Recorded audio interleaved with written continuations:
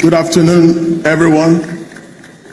First, let me appreciate His Excellence for making our time to join us here today, and also the Executive Governor of Enugu State and leaders in the profession, all protocols duly observed. My job here today is very simple and also very hard at the same time. Simple because I've been saddled with the responsibility of introducing a man, a Pan-Africanist, a true son of Africa that I can resonate with. I resonate with his ideology, but very difficult at the same time because I've been given less than 2 minutes to make such an introduction.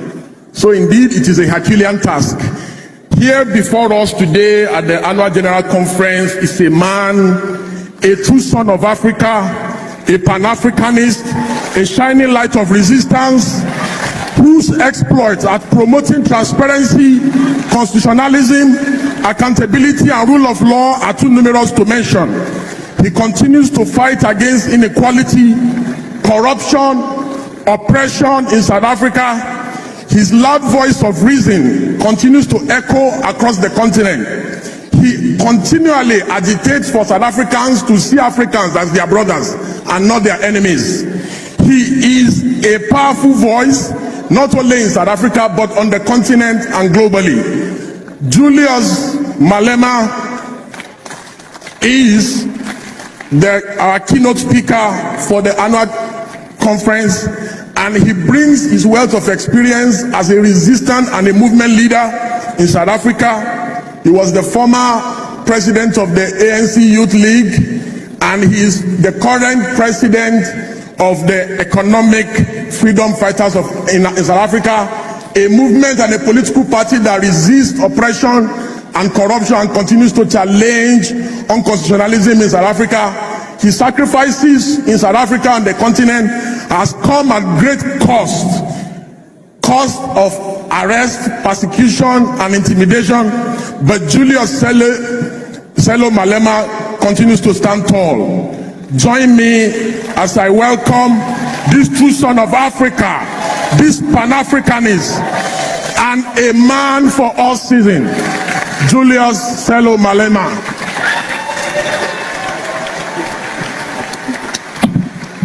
All right. So a couple of days ago, a popular South African freedom fighter whose name is Julius Malema was in Nigeria. Yes, he came for a conference, and upon landing in Nigeria, he was welcomed by top Nigerian political leaders and, some military officers. He was welcomed. That conference actually took place in Enugu, and while in that conference, he was called upon to make his speech. All his speech was based on freedom for Africa and freedom in Africa. And you know what? While he was making his speech, all the dignitaries in that, conference, they were all clapping. They were all applauding him. And after making his speech, they stood up and started clapping for him. They clapped for him. They really, shouted and, make some sound of joy that they are happy that he made a good speech. And remember, I told you that the speech he made was based on freedom in Africa and freedom for Africa. But do you know what? A freedom fighter in Nigeria is in prison.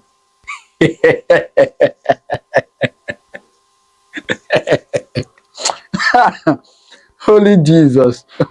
You see, that popular saying that anything God cannot do does not exist. Anything where you no go here for Nigeria, that is not they exist, honestly speaking. They invited another freedom fighter. They invited a freedom fighter from another country to come to their country to give them speech. Meanwhile, a freedom fighter in their own country is in their prison. Please, how do we explain this? What part of speech do we use to explain this? Please, for my English scholars, what part of speech, as in, how do we describe it? Because I can't imagine it. When I saw this video, I went through it again. In fact, I took time to go and get the video where the guy made the speech. And, And I saw how these people stood up and was, applauding him, applauding him. They stood up. Even some military officers, they stood up. They were applauding him. I say, a freedom fighter from another country. You are applauding in your country. Meanwhile, a freedom fighter in Nigeria is in prison. Anyway, please do well to drop your comment in the comment section what you think. All right, let me allow you to watch what our brother said, and then after watching it, maybe you understand what we are talking about. Then you know where to drop your comment. All right, please watch this. Akambo. My name is Mazi Dibia, the teaching magnet. Akambo Mazi Dibia Jinkuze Moji. Akajo Faro for Nanando. And today, I'm not in the best of mood, and I'm not going to waste your time today. I'm going to go directly to the topic of why I came. I'm not teaching. This is an open letter to the Nigerian Bar Association Igbo chapter. Every practicing lawyer called to bar in Igbo land, this is an open letter to you. First of all, I will start by saying shame unto you.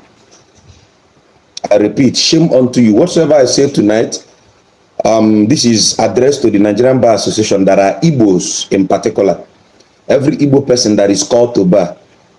Whatsoever I say tonight, I am open for litigation, which means you can sue me and fine. Whatsoever penalty that comes with it, I'll bear it. And I will start by saying again, shame unto you. Shame unto you. Shame unto you. Shame unto you. Shame unto you. Every member of the Nigerian Bar Association that is an Igbo person, a big shame unto all of you. And with due respect, the Excellency, Governor Peter Amba, with due respect, the MBA forum that was held in Enugu, you people went all the way to South Africa to get Julius Malema. He was given a moment to speak as a keynote speaker. And Julius Malema, who we know as a freedom fighter, was applauded and he spoke. Julius Malema is one of the men I respect. In fact, when I went to South Africa earlier this year, I went to the camp of Julius Malema to see if I can have an audience with him to reason with him in an interview in my podcast. So that is for you to know how much I respect him. But let me say this, you people went all the way to South Africa to get Julius Malema to come and give a keynote speech as a freedom fighter all the way from South Africa. But you people are lawyers called to bar. And so shameful to identify with Mazen Nandikan just because it's Igbo. Just because not born Igbo. Shame unto you people. I am open for litigation. Nonsense here. Alona put in the banyi. Kenu kepo no so kedi nezi na kalu numma. So kodo se menezi na kalu numma. Olula na konye zunu nche nukolo jeba na akwaka. Mana kimu no nemu ni ifele. Oh, Julius Malema bu a freedom fighter mana Nnamdi Kanu bu onye ori. Kanku eni Igbo ka obuno susu nu obu ndi Igbo maka ni ifelu na ejumiru. Ifeni ne bu ndo oki ne bu ndi Igbo ifelu na emegbu. Wo.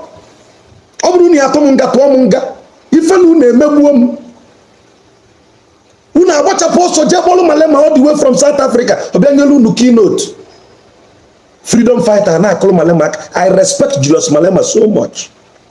Mana na enu nke unu, nwanne unu, unjustly held, nothing to be proven in the court of law, proven to reason eji detain no na DSS, no reason. Manunu ncha na anya elo mu na senda call to bar.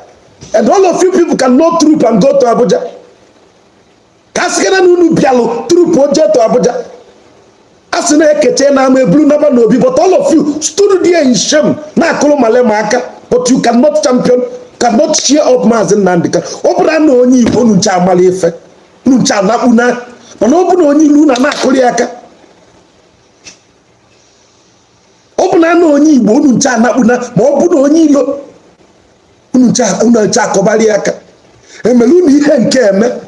Nwala abumonu di n'isi umunne m. Nwala abumonu abulu unu. Nwala abumonu abulu unu n'izu ọtankun na afia unu arụ.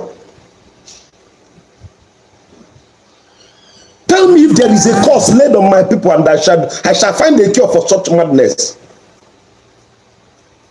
Let me remind you people. No bro so sia bili na men zolondolo inwele onwe enwe. Adi me ku no na emetakia mana na ebulu zo ta madu bi fe ekpebie ikpe. Kede be so ndigbo no. Akwa ndi be fa je gboputia ndo oka ikpe nwanne fa zoputia zonye. Kede be nkunu no. Unna kolo Malema aka kam fenti enu kolo Malema aka. Ifelo nkunu. Ifelo na emekunu. Obuno nke aka mmeji jenga tuonu munga Nigerian Bar Association onye obula bụ onye Igbo no na MBA tuonu munga ma obuno nke aka mmeji ke ifele mmegbo unu kedu onye melu na ife a na-akọ na uche kedu melu na ife a na-akọ na uche nu na amanwe echiche mmadụ. How many times had the Nigerian Bar Association Igbo chapters gathered themselves to say let us go to Abuja and stay one day, help Kanu Agabi and the team and fight for his case? But unu jekpota Julius Malema all the way from South Africa. Unu jekpota Julius Malema all the way from South Africa. As a distinguished man whom I respect what he stands to represent, I am happy that Malema came. But the point is this: why, if you people see the light in Malema, what happened to Mazen Nandekam? Shame to Nigerian Bar Association that are Igbos. This is directly to my brothers that are Igbos. Olurana nkunu una amikuna. Olurana nkunu nezo. Olunkonyo sunu taputa. Olurana ifonya buna boni ibunu ntamikuna. Fear of the unknown and the known. What sort of rubbish is this one? Kedu mwe nonsense say ebi. Unu cha kopute ka ndoki ibe ka ntubu na egwu. Unu cha black and white. Dika mwenweti na anyasi. Ka ntubu na egwu. Mana obuno ikokolu ka eje Abuja ka etinye na kesi na ndika unu cha nagbo. Kedu unu bolwa unu na-eme Bar Association conference?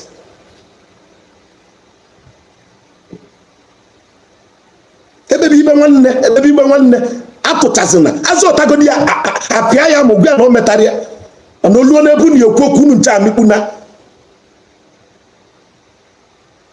ifele adị emunu ogbogbo ifele megbuo unu ncha niile ifele megbuo unu ncha niile. And let this be a pain to all of you. I dare you people to think, is there a spell casted on us? Is there a spell casted on us that we cannot defend ourselves? Is there a spell casted on us that we cannot stand up and defend ourselves? Ikutokuye enyegi 10,000 reasons ojibulu ajo mmadu ojimenka. Nya Malema amakan.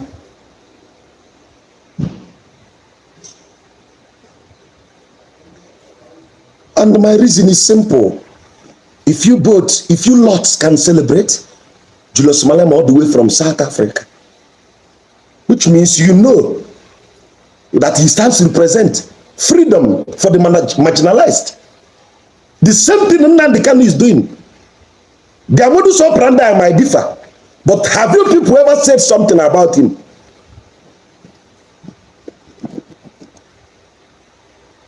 Have you people ever said something about him? It is always easier for you people to rush and make unnecessary noise from outsider. No, Kamanezi. That is what I tag you people. Or Kamanezi. Or Kamanezi Kunobo.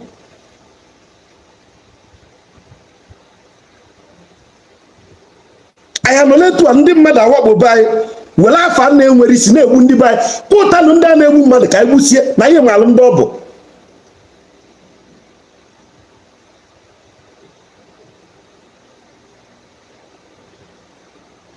If we can celebrate somebody who does exactly the same thing like our own person, then shame to all of us. You know what I feel? To hell with your love. It's not work and that. And my second from Nanya. ngwacha ga okwu ihe a nwụrụ enwụrụ ọ bụrụ nke a ka m ejije nga ka njebe kpọọnụ m ikpe kpọọnụ ya defamation of character ka m pụta ka m kpele ọnụ m. Kedu mgbe anyị ga-ama ife? Kedu mgbe anyị ga-ama ife ụmụnne m? Ife mkpọrọ unu ọka mma n'ezi ka unu bụ.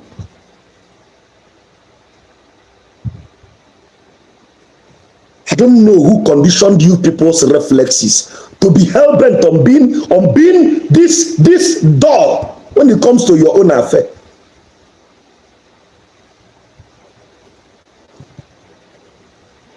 Maka na ọ bụ onye Igbo. Unu bụ ndị ikpe o. Against your own hopus corpus, somebody has been held without any reasonable verdict. No grand jury passed a verdict that he is guilty or not. And all you people can do is to host MBA conference. I've lost my respect for the law. Because you people that are the learned personnel are showing me that you people are not worth it. When we are growing up, we look up at the learned personnel as some people with intellectual abilities. Now, yen na fizikita charge and bail. Na oiha ondia kai buno bi we na ante na I chole ebo lawyer.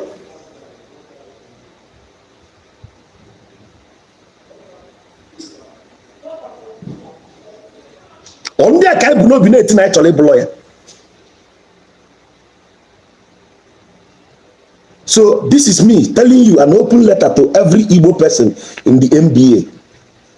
And pointing my anger to the governor of Enugu State, His Excellency Governor Peter Mba, is this all we can do? Is this all we can do? Why celebrate an outsider when we have something like that at home? Why celebrate an outsider when we have something like that at home?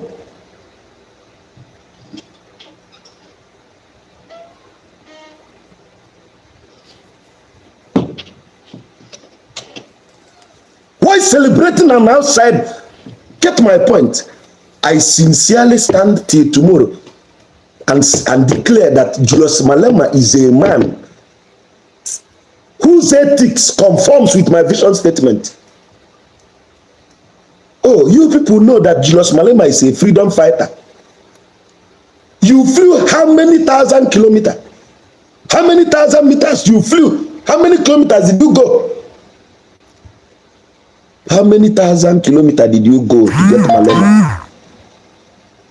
But there is a freedom fighter being rubbished, and all of you that are learned personnel,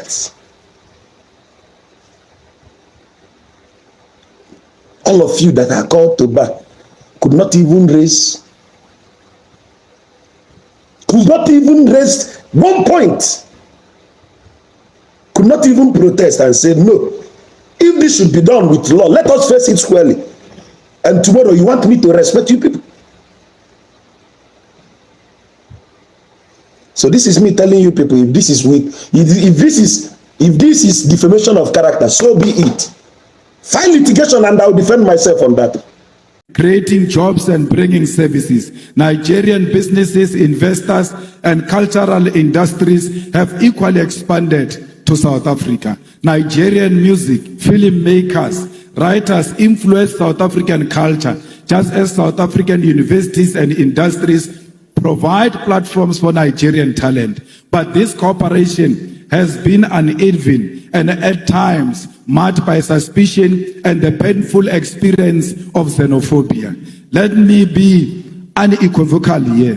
Xenophobia is a betrayal of African unity. It is a sickness born of poverty, inequality, and government failure. But its victims are our African brothers and sisters. Nigerians, Zimbabweans, Congolese, and Somalis are not the cause of the South Africa's unemployment crisis. The cause lies in the untransformed economy of South Africa which remains in the hands of white minority and multinational corporations who continue to exploit labor while refusing to industrialize. Attacking fellow Africans diverts anger from the real enemy, and we must educate our people that unity, not division, is the solution to the African crisis.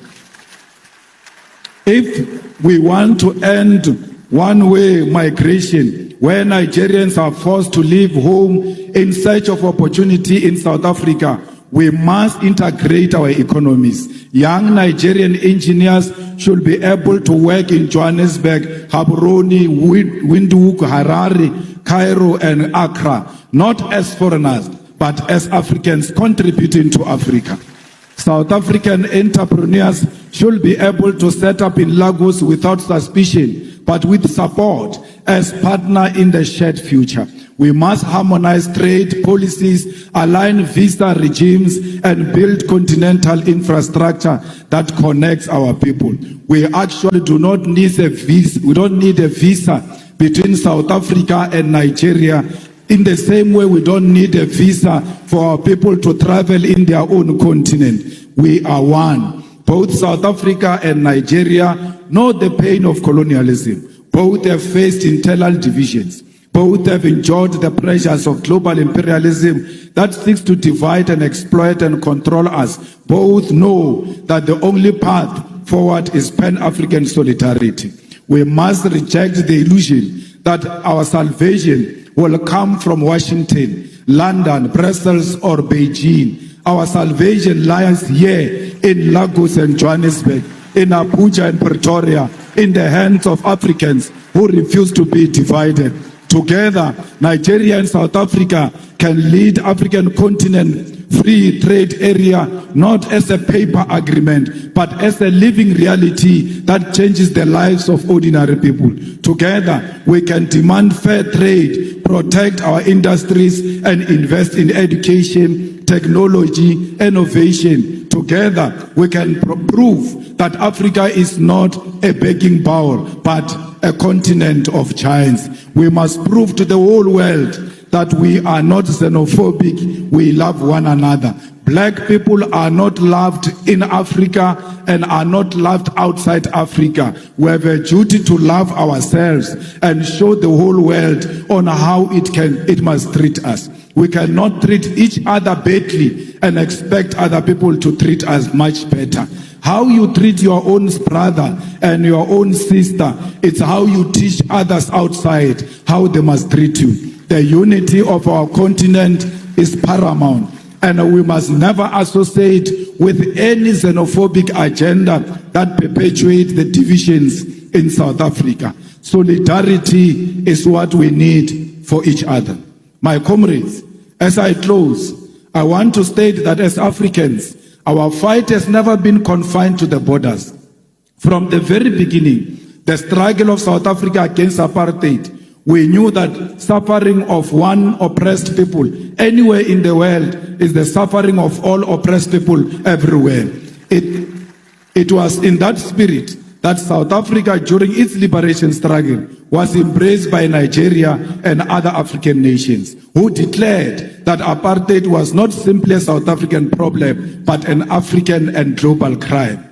It is in that same spirit that today we say our liberation as Africans will remain incomplete if we turn a blind eye to the struggles of those who continue to suffer under occupation, colonialism, imperialism, and economic exploitation. It is this tradition of solidarity that compels us today to speak clearly on the struggle of other oppressed people. The EFF continues to stand firmly with Western Sahara, Palestine, Cuba, Haiti, the Democratic Republic of Congo as a commitment to international law and justice.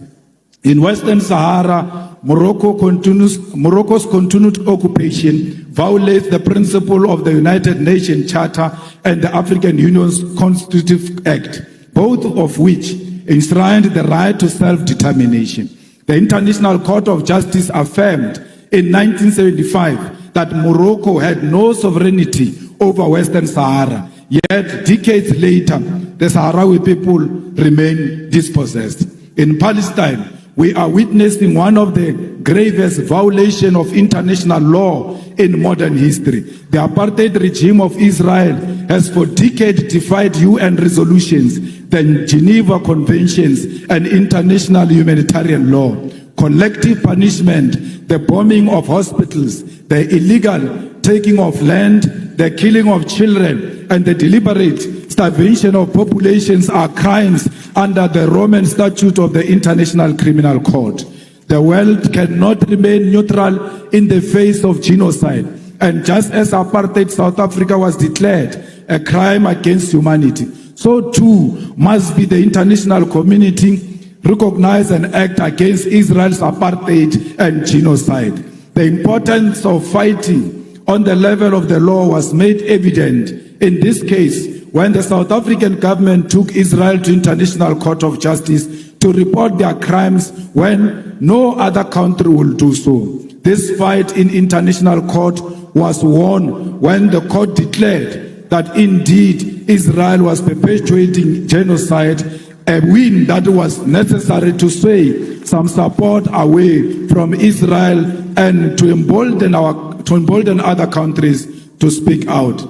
This fight also led to the International Criminal Court to issue a warrant of arrest for the Israeli Prime Minister Benjamin Netanyahu and his Minister of Defense for war crimes. This is the power of the legal fraternity in the global fight for the oppressed. However, the ICJ pace is slow and final judgment on charging Israel with genocide has not occurred yet. We must therefore confront the uncomfortable truth that the slow pace of these proceedings is not accidental, but reflects a global legal order designed and maintained under white supremacy.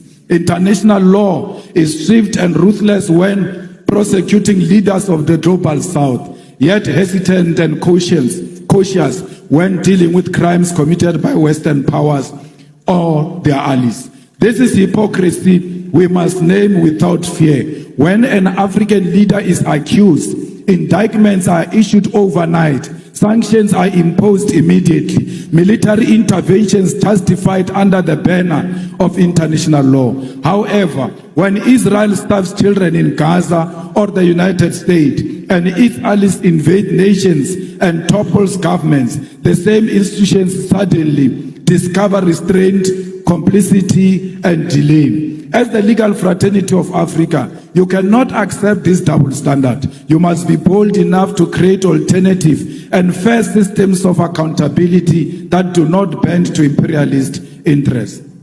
If the so-called international community is unwilling to deliver justice in real time, then Africa must advance its own courts, its own tribunals, its own instruments of solidarity and protection. Just as we build liberation movements when colonialism denied us freedom, so too must we build new legal institutions when the existing ones fail us. In Cuba, for over 60 years, the United States has imposed an economic blockade in contravention of international law, including the principle of non-interference and the sovereign right of nations to choose their social and economic system. Despite this, Cuba has demonstrated a profound commitment to human solidarity, sending doctors across the globe, including to Africa, welcoming Africans into their classrooms and participating in the liberation of the oppressed. Cuba never sent their soldiers anywhere to kill anyone. Instead, they send their doctors all over to go and save life. The tragedy of Haiti is one of historical injustice. Haiti's revolution was first declaration of black freedom in the modern world, yet it was punished with centuries of economic sabotage and enforced debt. Contrary to any principle of justice, today Haiti suffers from foreign interference, the denial of sovereignty, and the imposition of external governance. International law demands reparation, debt cancellation, and the withdrawal of foreign forces so that Haiti can govern itself in dignity. We have seen DRC not experiencing peace because of its mineral resources. We must stand with DRC and demand that there must be permanent peace in DRC and everywhere else in Africa. Because DRC without peace, it will never experience economic growth.